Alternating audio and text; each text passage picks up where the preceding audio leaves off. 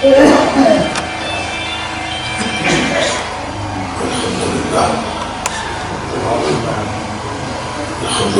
الذی زین النبیین بحبیبہ المصطفیٰ سبحان اللہ سبحان اللہ ومن علی المؤمنین بنبیہ المصطفیٰ سبحان اللہ سبحان اللہ الصلاۃ والسلام علی سیدنا و مولانا محمد خیر البرر سبحان اللہ وعلى آله وأصحابه المتأدبين بالتقوى سبحان اللہ أما بعد فأعوذ بالله السميع العليم من الشيطان اللعين الرجيم سبحان اللہ بسم الله الرحمن الرحيم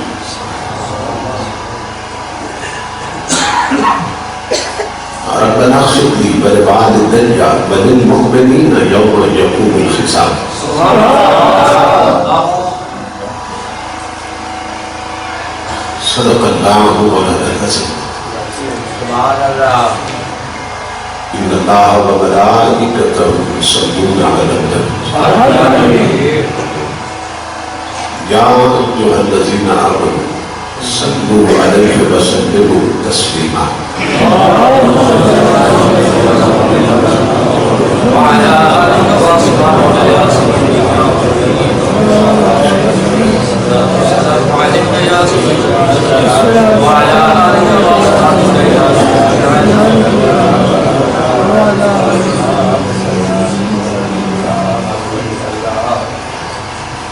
لائیں گے شرط جان سرمایہ ملت یادگار اسلاف استاد العلماء حضرت علامہ ڈاکٹر عبدالواحد الازہری صاحب دامت برکاتہ العالیہ خلیل اسلام مجاہد ملت حضرت علامہ شفیق الرحمن نجمی صاحب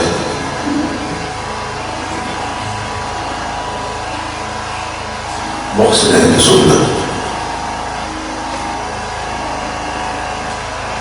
جلگوشہ استاذ العلماء برادر عزیز حضرت علامہ عبدالغفور نجمی صاحب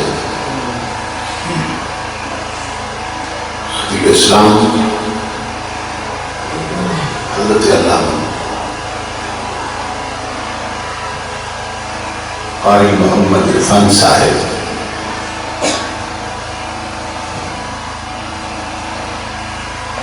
تو دیگر معزز علماء کرام دعوت فیضوں اور معزز حاضرین و سامعین، اللہ رب العزت کا لاکھ لاکھ شکر ہے جس نے اپنی توفیق خاص سے آپ کو اور مجھے ایک ایسا دین کامل عطا کیا ہے جس کا تعلق اپنے ماننے والوں کے ساتھ سبحان اللہ اس دنیا میں بھی قائم رہتا ہے، قبر میں بھی قائم رہتا ہے اور حشر میں بھی قائم رہنا ہے۔ بے شک سبحان اللہ اور یہ سارے سوال کی یہ مجالس جو کبھی قرآن شریف کے عنوان سے بیان کی جاتی ہے، کبھی چہلم یا 40 ماہ کے عنوان سے بیان کی جاتی ہے، کبھی برسی سالانہ یا عرس کے عنوانات سے بیان کی جاتی ہے۔ اپنے گزر جانے والوں کے ساتھ تعلق قائم رکھنے کا ایک ذریعہ اور وسیلہ ہے۔ آج کا پروگرام جیسا کہ آپ حضرات جانتے ہیں کہ برادر عزیز مجاہد اہل سنت محترم راجہ عقیل احمد مہادری صاحب کے والد محترم راجہ محمد اسلم صاحب مرحوم کے ایصال ثواب کے لیے ان کے چہرہ کے عنوان سے قائم کیا گیا۔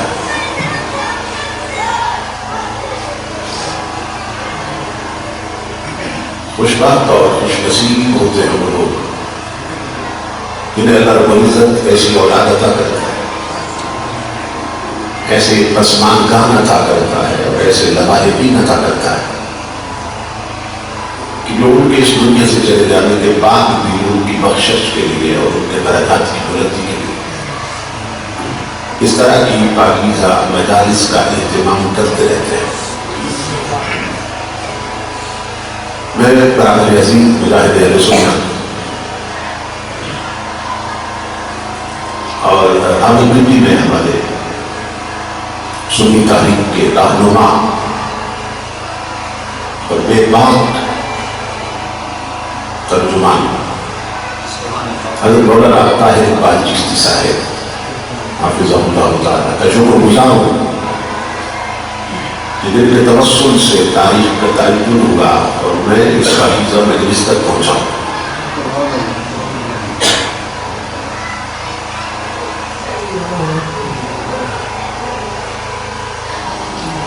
مجوز آپ عنوان پر گفتگو کی گئی، میں نے قرآن حکیم کے جو الفاظ تلاوت کرنے کا شرف حاصل کیا، یہ وہ الفاظ ہیں کہ ہر نمازی نماز ختم کرنے سے پہلے ایک دعا کی صورت میں اپنی زبان سے ادا کرتا ہے، ربنا اغفر لي ولوالدي وللمؤمنين يوم يقوم الحساب۔ ہر شخص کی زبان اور ہر شخص کا دماغ ان لفظوں سے آشنا ہے۔ نماز میں یہ دعا ضرور مانگی جاتی ہے جس کا معنی ہے اے ہمارے رب مجھے بھی بخش دے اور میرے ماں باپ کو بھی بخش دے اور تمام ایمان والوں کو بخش دے، جس دن حساب قائم ہونا ہے۔ یہ دعا ہر نمازی مانگتا ہے، جس کے ماں باپ زندہ ہوں وہ بھی مانگتا ہے، جس کے فوت ہو چکے ہوں وہ بھی مانگتا ہے، جس کے اس دنیا میں موجود ہے وہ بھی کہتا ہے ربنا اغفر لي ولوالدي، اور جس کے اس دنیا میں موجود نہیں ہے وہ بھی عرض کرتا ہے ربنا اغفر لي ولوالدي، مولا مجھے بخش دے اور میرے ماں باپ کو بخش دے۔ اس سے یہ واضح ہوتا ہے کہ زندہ کی دعا کا فائدہ زندوں کو بھی ہوتا ہے اور مرنے والوں کو بھی ہوتا ہے۔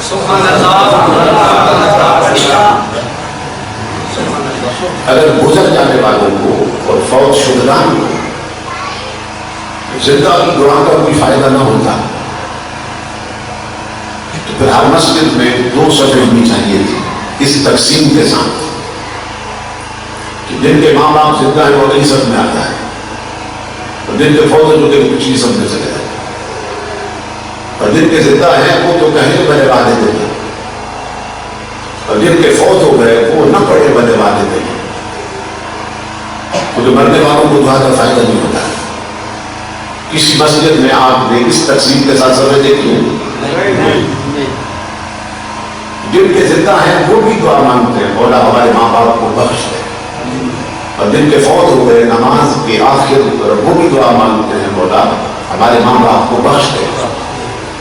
اس سے یہ پتہ چلا کہ 15 صدیوں پر محیط مسلمانوں کا یہ عقیدہ ہے کہ زندہ کی دعا زندہ کو بھی فائدہ دیتی ہے اور زندہ کی دعا مرنے والوں کو بھی فائدہ دیتی ہے۔ سبحان اللہ، سبحان اللہ، سبحان اللہ، ماشاء اللہ۔ ہر شخص یہ دعا مانگتا ہے، اور پھر اس میں صرف ماں باپ کے لیے دعا نہیں، اس میں ہے تمام ایمان والوں کو بخش دے، وللمؤمنین، تمام مومنوں کو بخش دے۔ اب اس میں تھوڑا سا غور کریں کہ یہ جو بخشش مانگی جا رہی ہے یہ صرف ان مومنوں کے لیے نہیں، اس وقت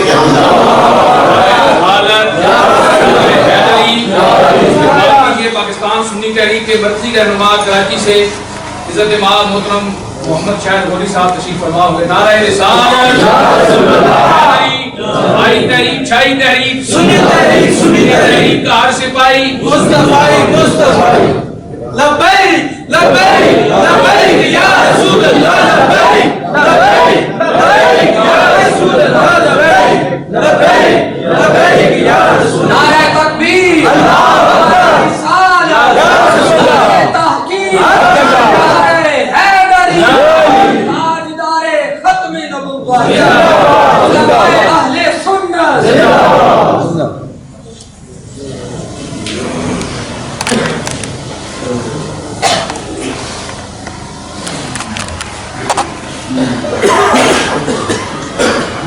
اس میں یہ دعا مانی جاتی ہے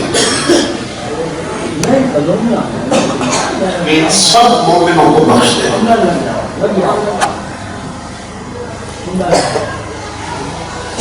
صرف وہ مومن مراد نہیں ہے جو اس وقت زمین پہ موجود ہے. بطور خلوص ان کا ذکر نہیں ہے کہ جو اس وقت زندہ موجود ہے انہیں بخش دے. نماز میں ہم صرف ان کا تصور نہیں کرتے. اس سے مراد وہ مومن بھی ہیں جو گزر چکے ہیں، اور اس سے مراد وہ بھی ہیں جو اس وقت موجود ہیں، اور اس سے مراد وہ مومن بھی ہیں جو ابھی آنے والے ہیں. اس سے یہ ثابت ہوا کہ دعائیں ثابت ہے کہ جو موجود ہیں انہیں بھی پہنچ جاتی ہے، جو گزر چکے انہیں بھی پہنچ جاتی ہے، اور جو قیامت تک آنے والے ہیں انہیں بھی پہنچ جاتی ہے. سبحان اللہ، سبحان اللہ، سبحان اللہ. تو اہل سنت کی عقیدہ کی حقانیت صرف اس ایک دعا سے بات ہو رہی ہے. سبحان اللہ.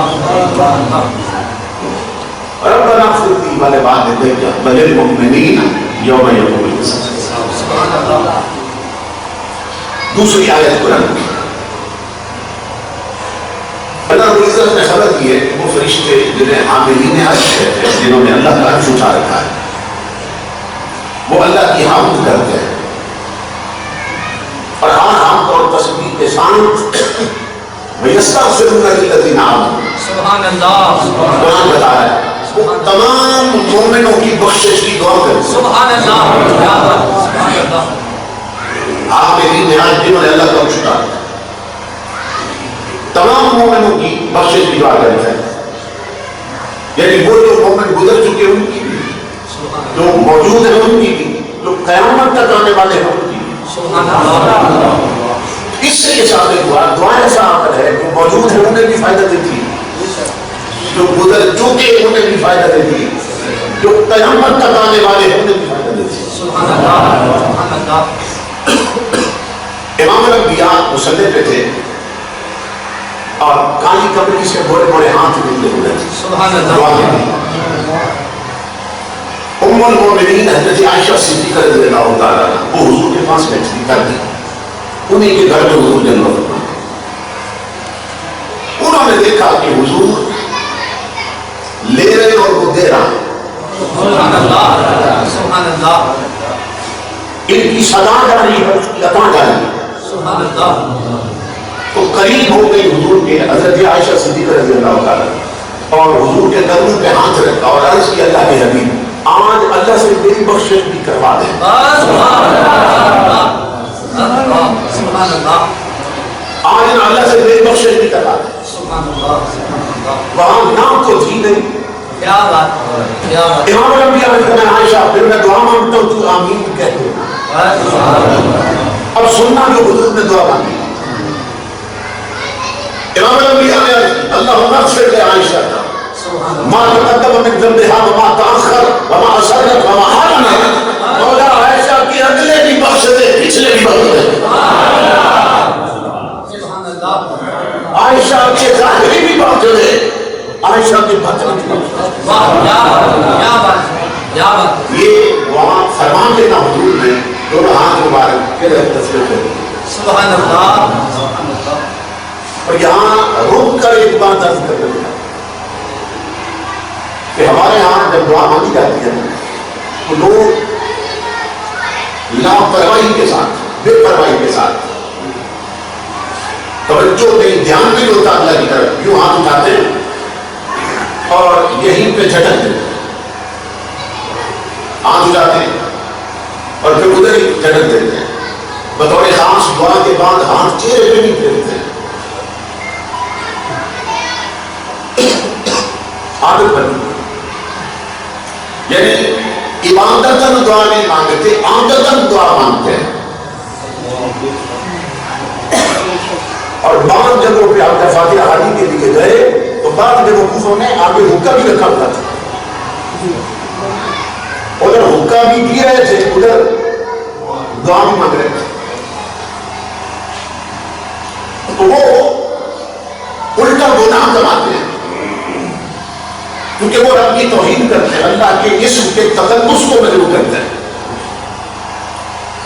تو لوگ بے دھیانی سے دعا کرتے ہیں، یوں یہ ہاتھ جھٹک دیتے ہیں، تو یہ سمجھے کہ یہ جب ہم اٹھتے ہیں اس کی بارگاہ میں تو یہ پھر خالی نہیں آتے۔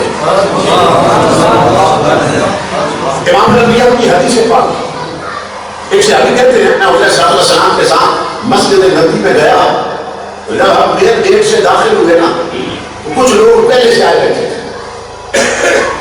اصحاب صفہ کے ساتھ، تو وہ دعا مانگ رہے تھے ہاتھ اٹھا کے۔ امام الانبیاء نے انہیں دیکھا تو حضرت صلی اللہ علیہ وسلم کی چہرہ اقدس پر مسکراہٹیں پھیلی گئی، اور امام الانبیاء نے مجھے فرمایا، وہ صحابی کہتے ہیں میں سمجھتا ہوں میرے آقا نے فرمایا ان کے ہاتھوں پہ جو میں دیکھ رہا ہوں تو بھی دیکھ رہا ہے۔ اسے آگے عرض کرتے ہیں آقا کیا دیکھ رہے ہیں آپ کیا دیکھ رہے ہیں؟ امام الانبیاء نے فرمایا اللہ کی عزت کی قسم عرش الہی سے رحمتیں اترتی ہوئی ہاتھوں پہ دیکھ رہا ہوں۔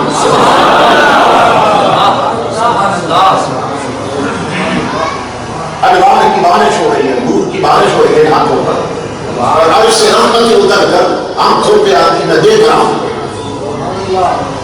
امام الانبیاء نے بتایا کہ ہاتھ خالی نہیں آتے، جب منگتے ہاتھ دکھاتے ہیں نا تو پھر اللہ کام کرتا ہے، یہ ہاتھ خالی نہیں آتے، تو انہیں چہرے پہ پھیرنے کی عادت بنا ہے۔ میں ایک فقیروں کا ولیوں کا ٹوٹکا آپ کو سمجھا رہا ہوں، کیونکہ یہ خالی نہیں آتے ہیں، جب دعا کے اچھی طرح چہرے پہ مان لیں۔ اور یہ ہم لکھتے ہیں کہ جو بندہ اس بات کا اپنے آپ کو پابند کر لے کہ جب بھی دعا مانگے ہاتھ اچھی طرح چہرے پہ مت لے، اچھی طرح چہرے پہ کر لے، تو فرماتے ہیں اللہ کو عزت اس کے چہرے کو وہ نور دیتا ہے کہ موت بھی چہرے کا نور ختم نہیں کر سکتی۔ نعرہ تکبیر، نعرہ رسالت، نعرہ تحقیق، نعرہ حیدری، تاجدار ختم نبوت، علماء اہل سنت۔ سبحان اللہ، سبحان اللہ، یہ تو یہ تمام کرتے رہے، یہ تو یہ تمام کرتے ہیں۔ اللہ رب العزت نے تمہیں وہ فقیر دکھایا کہ نہیں دکھایا؟ ویل چیئر پہ بیٹھنے والا عاشق رسول، اور بڑے بڑے چودھری مر جاتے ہیں، مدد مہاراجے مہاراجے مر جاتے ہیں، مرنے کے فوراً بعد ناک میں روئی ٹھوس دی جاتی ہے کیونکہ یہاں سے پیپ بہنے لگ جاتی ہے یا خون بہنے لگ جاتا ہے۔ ڈاکٹر انجینئر جنرل مر جاتے ہیں، منہ ٹیڑھے ہو جاتے ہیں اور یہاں سے باندھ دیے جاتے ہیں، اور یہاں سے رطوبت بہنے لگ جاتی ہے۔ مگر امام الانبیاء کے غلاموں 1,60,00,000 بندوں نے دیکھا وہ عاشق رسول جو جیا تو رسول کی عزت کے لیے اور مرا تو رسول کی حرمت کے لیے۔ 3 دن کے بعد جب اس کا جنازہ اٹھا ہے کوئی روئی نہیں تھی، کوئی کپڑا نہیں بنا۔ 3 دن کے بعد دنیا نے چہرہ دیکھا کہ گلاب اور موتیوں کو بھی شرمانا۔ نعرہ تکبیر، نعرہ رسالت، نعرہ تحقیق، نعرہ حیدری، تاجدار ختم نبوت۔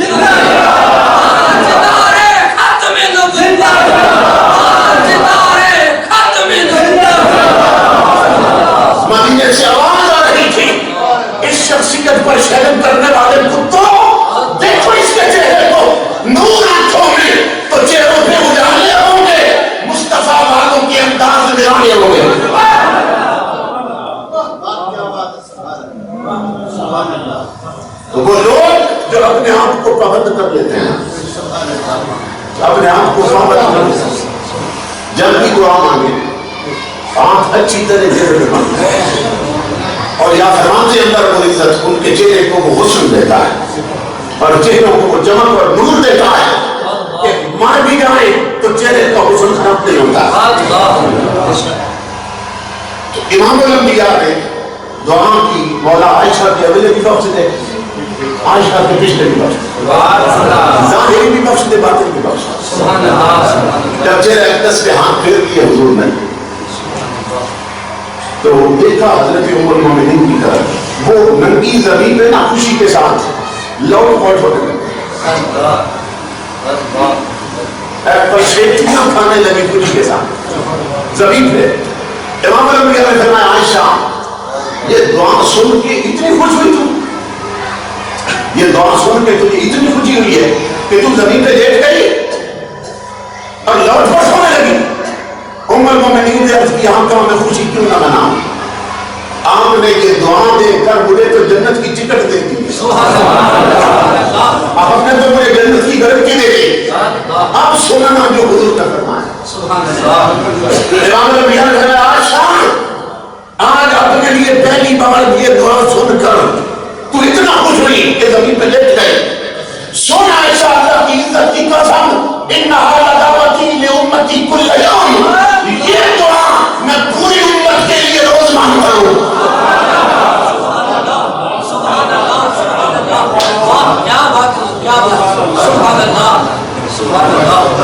امام الانبیاء پوری امت کے لیے دعا مانگے اور امت کے بعد مریض پیدا ہو جائیں جو کہیں دعا کا فائدہ نہیں ہوتا.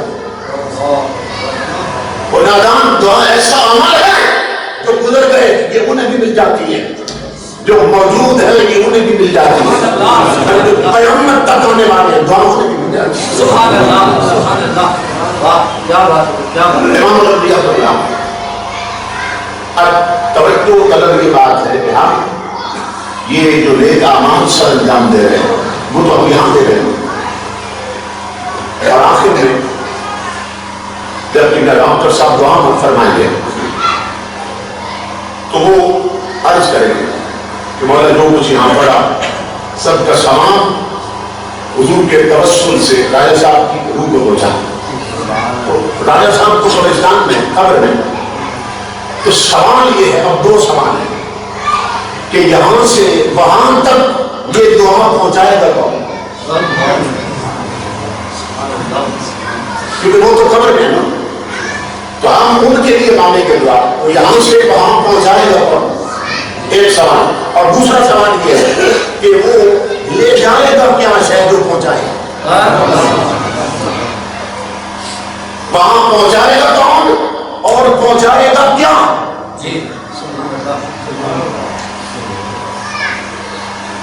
قبر میں کیا پہنچے گا راجہ صاحب کو آج ہمارے ان نیک اعمال کے نتیجے میں. یہ غور سے سنیے.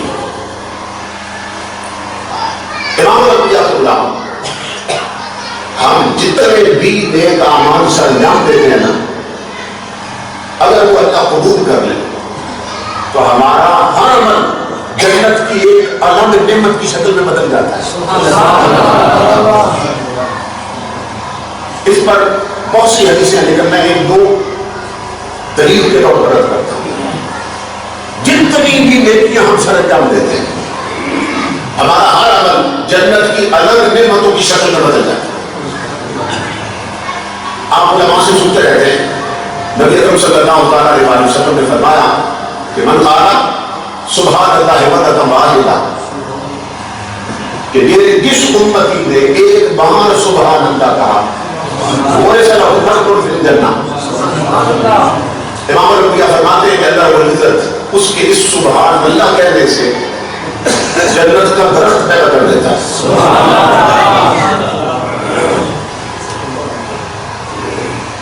تو تسبیح ایسا عمل ہے سبحان اللہ کہنا کہ جس سے جنت کے درخت بنتے ہیں. تسبیح سے جنت کے درخت بنتے ہیں. اسی طرح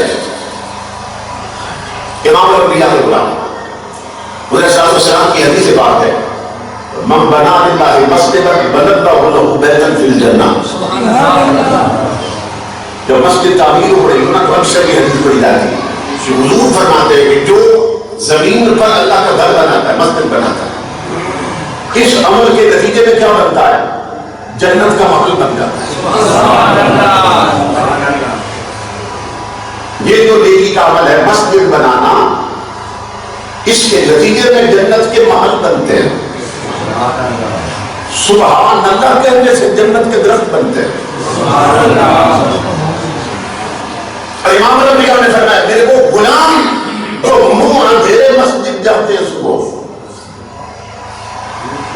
ابھی اذان نہیں ہوئی ہوتی، گلیوں میں اندھیرا ہوتا ہے، جو جتنے اندھیرے میں مسجد جاتے ہیں ان کا مسجد جانے کا یہ عمل ان کی جنت کی روشنی بناتا ہے.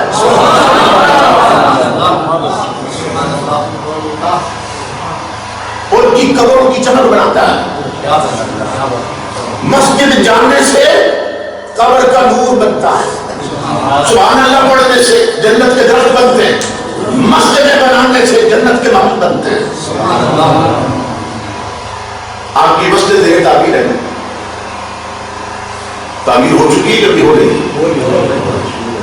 ابھی ہو رہی ہے. اب یہاں میں عرض کر دوں تاکہ جو حصہ لے رہے ہیں وہ سمجھ جائیں یہ کتنی بڑی نیکی کما رہے ہیں.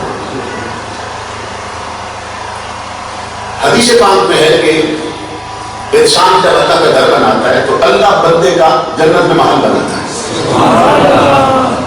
میں اس پر سوچتا رہا بھئی بندے تو اللہ کا گھر بناتے ہیں 6 سال میں 5 سال لگ جاتے ہیں، کئی سال لگ جاتے ہیں، چوں منتر سے تو گھر نہیں بنتے.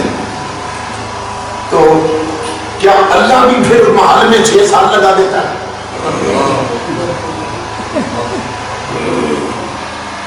بندہ لگاتا ہے اللہ کا گھر بنانے میں 4 سال 5 سال، اور بدلے میں اللہ نے محل بنانا ہے بندے کے گھر میں اس عمل کے بدلے میں. تو کیا وہ بھی 5 سال لگا دیتا ہے جس میں کون تمام تو کائنات بن گئی؟ کیا ایک محل کے وہ بھی 5 سال لگا ہے؟ تو میں تلاش کر رہا کہ پتہ چل جائے کہ وہ کتنی دیر لگاتا ہے محل بنانے. تو امام الانبیاء کے غلاموں حدیثوں نے بتایا کہ ادھر بندہ اللہ کے گھر کی پہلی اینٹ رکھتا ہے، ادھر رب بندے کے محل کی آخری اینٹ لگوا دیتا ہے.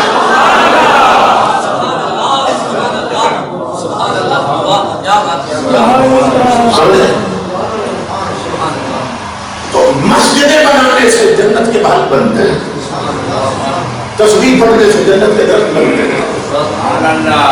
امام الانبیاء کے غلام اور منہ اندھیرے جانے سے جنت کی روشنی اور قبر کی روشنی بنتی ہے.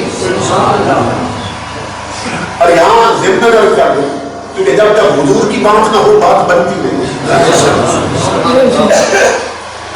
امام الانبیاء کے غلام اب جس کو اللہ نے جتنی جنت دینی ہے جب وہ سبحان اللہ کہے گا اس کی جنت میں درخت پڑ جائیں گے. اب یہ تو اللہ جانتا ہے کس کو کتنی دینی، لیکن جتنی جنت اللہ نے کسی کو دینی ہے نا، جب وہ سبحان اللہ کہے گا تو اس ایریے میں درخت بڑھ جائے گا. وہ مسجد بنائے گا تو اس ایریے میں محل بڑھ جائیں گے. منہ اندھیرے مسجد جائے گا تو اس ایریے کی روشنی بڑھ جائے گی، لیکن خود وہ ایریا تو نہیں بڑھے گا.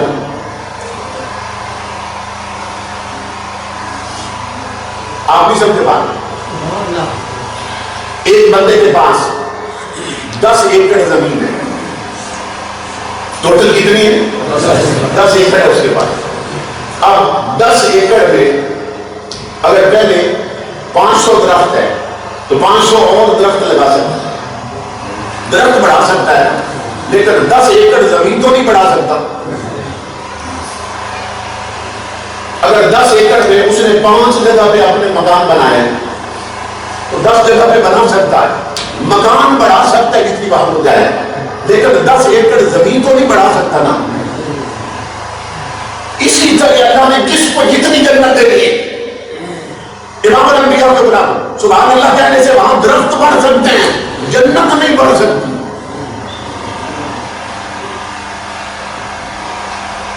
تسبیح پڑھنے سے درخت بڑھ سکتے ہیں، مسجدیں بنانے سے اس ایریے میں محل بڑھ سکتے ہیں، مگر خود جنت نہیں بڑھ سکتی۔ لیکن ایک عمل ایسا ہے کہ جس سے خود جنت بڑھ جاتی ہے، سمجھے؟ ایک عمل ایسا، اور تسبیح سے درخت بڑھتے ہیں، جنت نہیں بڑھتی۔ منہ اندھیرے جانے سے روشنی بڑھتی ہے، جنت کی زمین نہیں بڑھتی۔ مسجدیں بنانے سے جنت کے محل بڑھتے ہیں، زمین نہیں بڑھتی، مگر کملی والے پر درود پڑھنے سے خود جنت کی زمین بڑھ جاتی ہے۔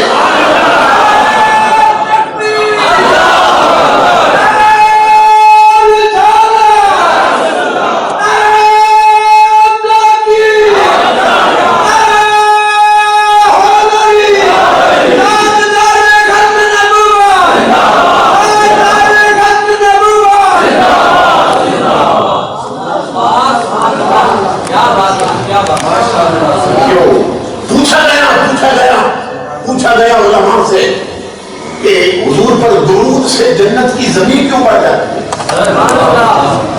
خود زمین پھیلتی ہے جنت، انہوں نے کہا اس لیے کہ جنت بنی ہی حضور کے نور سے ہے۔ جب مومن درود پڑھتا ہے تو اس کے منہ سے نور نکل کر جنت کی زمین میں داخل ہوتا ہے اور زمین پھیل جاتی ہے۔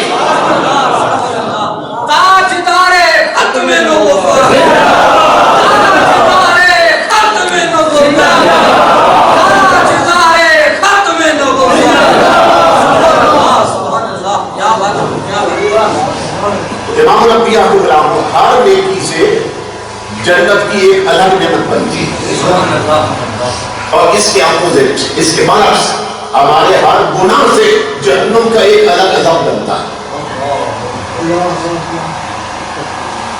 ہمارے بعض کرتوت ایسے ہیں جس سے جہنم کے بچھو بنتے ہیں، ہمارے بعض گناہ ایسے ہیں جس سے جہنم کے ساتھ بنتے ہیں، ہمارے بعض گناہ ایسے ہیں جس سے جہنم کی آنکھ بنتی ہے۔ سندھ میں میں خطاب کے لیے گیا تو وہاں حضرت بتائیوں کا مزار ہے، بہت بڑے بزرگ رہتے ہیں، وہ ہر بات سے ایک سبق اور نصیحت کی بات نکال لیتے تھے۔ تو حضرت بتائیوں سے والدہ نے کہا، پرانے وقتوں کے بزرگ، کہ بیٹا آنٹی پکانی ہے، جاؤ کہیں سے آم لے آؤ۔ وہ آم لینے گئے، اس وقت ماچس کا نام نہیں تھا، آم مانگی جاتی تھی، تو وہ گئے اور 1-2 گھنٹے کے بعد خالی ہاتھ واپس آ گئے۔ تو ماں نے پوچھا بتائیو آم نہیں لائے؟ تو بتائیو کہنے لگے، ماں اللہ کی عزت کی قسم میں دوزخ تک گیا، مجھے آم نہیں ملی۔ اب ماں میں تو دوزخ تک گیا کہ ماں کا حکم ہے آگ لاتی، مجھے آگ نہیں ملی۔ ماں حیران نہیں بیٹا، جہنم سے بھی آگ نہیں ملی تجھے؟ حضرت بتائیو کہنے لگے، اماں جس ایریے میں دوزخ ہے نا، اس ایریے میں گیا، میں نے کہا مجھے آگ چاہیے، تو وہاں کے فرشتوں نے کہا بتائیو اس طرح یہاں آگ نہیں ملتی، یہاں ہر آنے والا اپنی آگ سانس لاتا ہے۔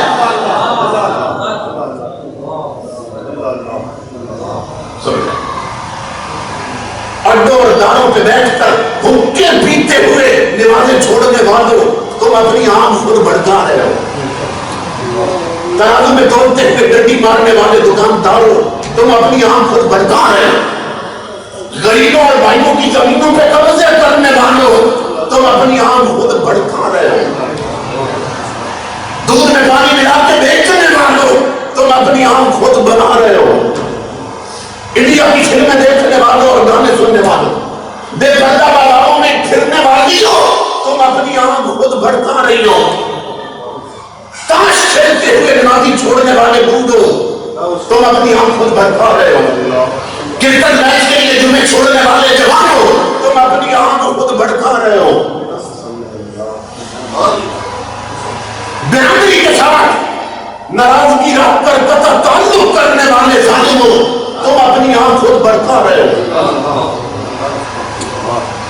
اس طرح آنکھ نہیں ملتی نیکی کہاں ہر جانے والا اپنی آنکھ ساتھ لے جاتا ہے. جس طرح ہر نیکی سے جنت کی الگ نعمت بنتی ہے نا، اسی طرح ہمارے ہر گناہ سے جہنم کا الگ عذاب بنتا ہے.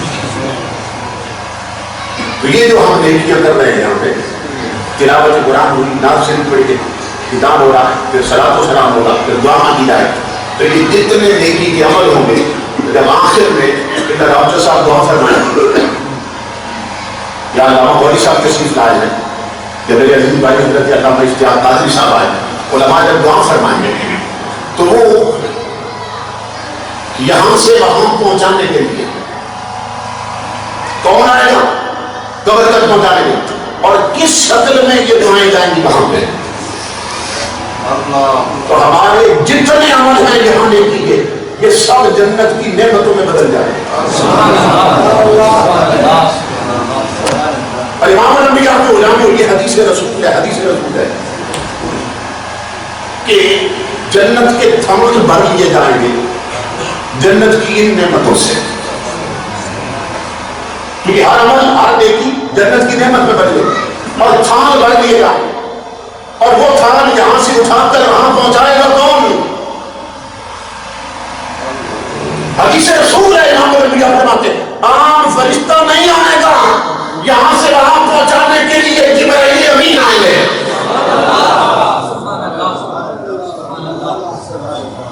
اور یہ جنت کی نعمتوں کے تھان اٹھا کر صاحب قبر کے پاس پہنچیں گے، قبر والے کے پاس. اور حضور کی حدیث پڑھنے لگا، وہ قبر والے کے چہرے کے سامنے کھڑے ہو جاتے ہیں جنت کے تھان بھرے نعمتوں سے. اور پتہ ہے قبر والے کو کیا کہتے ہیں؟ اب تمہارے میرے رسول بتا رہے ہیں، جبرائیل امین کہتے ہیں یا صاحب القبر الامین ہذہ ہدیۃ، اور گہری قبر میں لیٹے ہوئے اور پیارے اٹھ، یہ تیرے بیٹوں نے تیرے لیے تحفے بھیجے ہیں. جبرائیل امین آواز دیتے، او گہری قبر میں لیٹے، او پیارے اٹھ، یہ تیری برادری نے تیرے لیے تحفے بھیجے ہیں، یہ تیرے محلے والوں نے، گاؤں والوں نے تیرے لیے تحفے بھیجے ہیں. اٹھتے ہیں وہ تحفے وصول کر. اب یہاں حضرت انس بن مالک کہتے ہیں، انہوں نے پوچھا حضور سے یا رسول اللہ صلی اللہ علیہ وسلم، جب قبر میں انہیں یہ نعمتیں ملتی ہیں جنت کی، تو پھر ان کی حالت کیا ہوتی ہے قبر میں؟ اب حضور نے مثال دے کر فرمایا کہ قبر میں پھر ان کا حال کیا ہوتا ہے. فرمایا یفرحون بہ کما یفرح احدکم بالہدیہ. امام الانبیاء فرماتے ہیں قبر والے یہ ثواب اور نعمتیں قبر میں لے کر اس طرح خوش ہوتے ہیں جس طرح یار دنیا میں یار کے تحفے سے خوش ہوتا ہے. مثال تو امام الانبیاء کے غلام جن کا کوئی بھیجنے والا ہوتا ہے نا، ان کی قبر میں خوشی ہو جاتی ہے، اس طرح خوش ہوتے ہیں جس طرح دنیا میں یار کے تحفے سے خوش ہوتا ہے. اور ساتھ حضور نے یہ بھی سمجھایا، ابھی حدیث ختم نہیں، اب حدیث کا آخری حصہ پڑھا. امام الانبیاء نے یہ بھی فرمایا کہ جن کا کسی نے نہیں بھیجا ان کا حال کیا ہوتا ہے. کہ کچھ قبر والے ایسے بھی تو ہیں نا جن کا بھیجنے والا کوئی نہیں تھا، یا بعد میں جن کی نسلوں کی عقیدے بگڑ گئے تھے کہ یہ بدعت ہے، اس کا فائدہ کوئی نہیں ہوتا، بعد میں عقیدے بگڑ گئے. امام الانبیاء نے ان کا حال بھی بتایا کہ قبر میں پھر ان کا حال کیا ہوتا ہے. حضور نے فرمایا یحزن جیرانہ، جس کا بھیجا گیا اس کی تو عید ہوگی قبر میں، اور جن کا کسی نے نہیں بھیجا ان کی قبریں غم سے بھر گئی، وہاں سب سے محتم بچ گئی. وہ قبروں میں رب روئے پچھتائے اپنے مقدر پر، اس بات پر کہ کاش ہم نے بھی اپنی اولاد کو اعلیٰ حضرت کی عقیدے میں چھوڑا ہوتا. کاش ہم نے اپنے بچوں کو رائے مٹ کر نہیں مدینے کا راستہ دکھایا ہوتا. پھر وہ پچھتاتے ہیں قبر میں، پچھتاتے ہیں قبر میں. اب پچھتانے کیا ہوگا جب چڑیاں چن گئی. کیا بات ہے، کیا بات سمجھ گئے. تاجدار کائنات کے غلام تو یہ فائدہ ہوتا ہے. اور آپ حیران ہیں، ماں باپ جو ہے نا، ماں باپ ان کے حقوق ایسے ہیں کہ انسان زندگی بھر اگر ادا کرنے کی کوشش کرتا ہے ان کی خدمت کا حق ادا نہیں ہو سکتا، اور یہ فوت بھی ہو جائیں تو ان کے حقوق ختم نہیں ہوتے، اولاد کے ذمہ باقی رہتا ہے۔ امام الانبیاء نے بطور خاص فرمایا من زار قبر آبائیہ اور آبائیہما فی کل جمعہ۔ اب یہ حضور کی حدیث غور سے سنی، اسی پہ مختم کر دیتا ہوں۔ امام الانبیاء نے فرمایا کہ جو اولاد اپنے ماں باپ دونوں فوت ہو جائیں یا کوئی ایک فوت ہو جائے، ہر جمعے کو جا کر ان کی قبر کی زیارت کرتی ہے۔ من زارا، جس نے زیارت کی، قبر آبائیہ، اپنے ماں باپ کی قبر کی، اور احدہما، دونوں فوت ہو چکے ہیں، دونوں ایک ہو تو ایک کی، فی کل جمعہ، ہر جمعے کو جا کر وہ جاتا رہا اور وہاں جا کے صرف قبروں کی زیارت کرتا ہے، مطلق زیارت قبر کی فضیلت جانتا ہے۔ یہ جو قبروں کے منکر ہیں پتہ کیا کہتے ہیں اجازت اگر ہے بھی تو صرف اس لیے کہ وہاں جا کے آخرت یاد آتی ہے۔ اس حدیث میں آخرت کا ذکر نہیں، اور یہ شرط بھی نہیں کہ جو گیا ہے نا ماں باپ کی قبر پہ وہ حافظ قرآن ہو یا وہاں قرآن پڑھے تب یہ اندر ملے گا تو آگے میں بیان کرنا ہے، یہ شرط بھی نہیں، ہو سکتا ہے اسے پڑھ نہیں آتا، اور یہ شرط بھی نہیں کوئی بہت پرہیزگار ہو تو جائے تو پھر یہ اندر ملے گا، ہو سکتا ہے گناہگار ہو، لیکن امام الانبیاء فرماتے ہیں یہ اولاد ہو اور وہ ماں باپ ہو، جیسا بھی ہو ہر جمعے کو جائے اور کہے جب صرف ان کی قبر کی زیارت کر لیں، پڑھنے کی بھی شرط نہیں، صرف ہر جمعے کو جا کر اس ڈیری کو دیکھ لے جس نے اس کی ماں لیتی ہے، اس کا باپ لیتا ہے۔ امام الانبیاء فرماتے ہیں وہ جاتا رہتا ہے ہر جمعے، اسے نہیں معلوم اللہ اسے بلند کر رہا ہے، اور ایک وقت آتا ہے کوتے والا عند اللہ برا، اللہ اسے اپنے ولیوں میں شامل کر دیتا ہے۔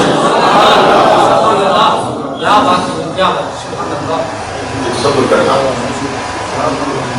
اللہ اسے اپنے پیاروں میں اور ولیوں میں شامل کر دیتا ہے، کہتا ہے ہاں جمعے کو جا کر صرف ماں باپ کی قبر کی زیارت کرتا ہے۔ تو ہمارے ماں باپ جیسے بھی ہوں اگر ہر جمعے کو جا کر صرف ان کی قبر دیکھ لے تو رب کے بچ بن جائے، تو جو مدینہ جا کر گنبد خضرا دیکھ لے وہ کیا بنے گا؟ جو روضہ رسول دیکھ لے وہ کیا بنے گا؟ اور آقا نے بتایا کہ وہ کیا بنے گا، فرمایا من زار قبری وجبت لہ شفاعتی، من زار قبری وجبت لہ الجنہ۔ امام الانبیاء فرماتے ہیں جس میرے غلام نے روضے کی زیارت کر لی اس کے لیے جنت واجب ہو گئی۔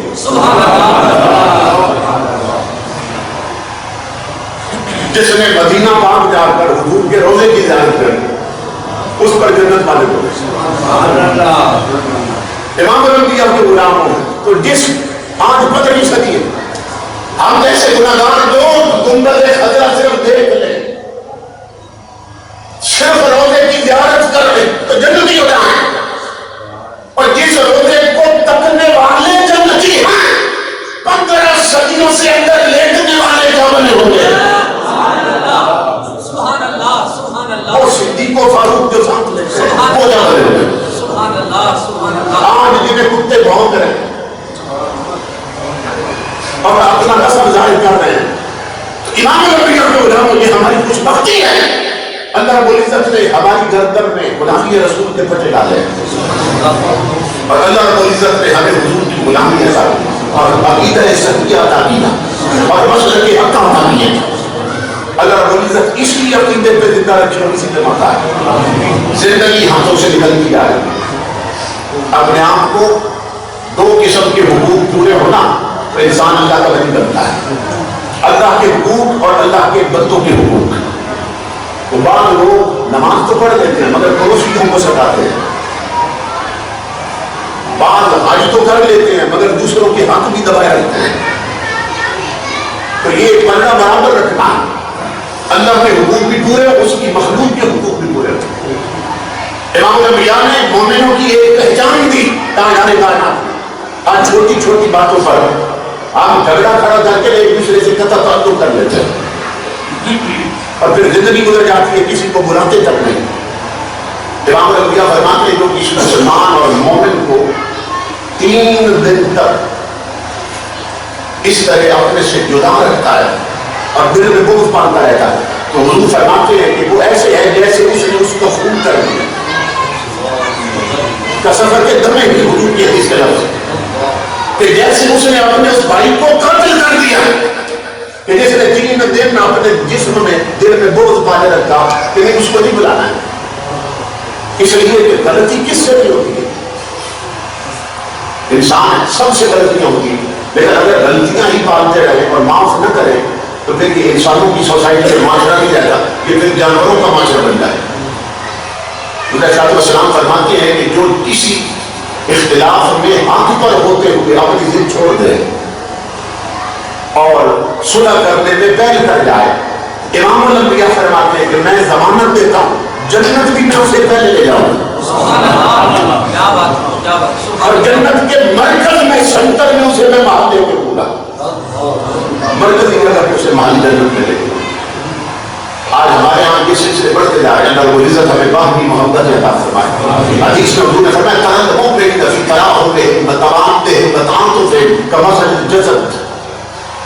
میرے آقا نے مومن کی پہچان بتائی، فرمایا مومنوں کو دیکھو گے محبت کرنے میں، ایک دوسرے پر مہربانی کرنے میں، ایک دوسرے سے تعلق برتنے میں تمہیں ایسے نظر آئیں گے جیسے ایک جسم ہوتا ہے۔ مومنوں کو دیکھو گے اس طرح تو وہ اپنے ایمان کو خطرے میں ڈالتا ہے، اس طرح فساد پیدا کر کے قطع تعلق کر لیتا ہے۔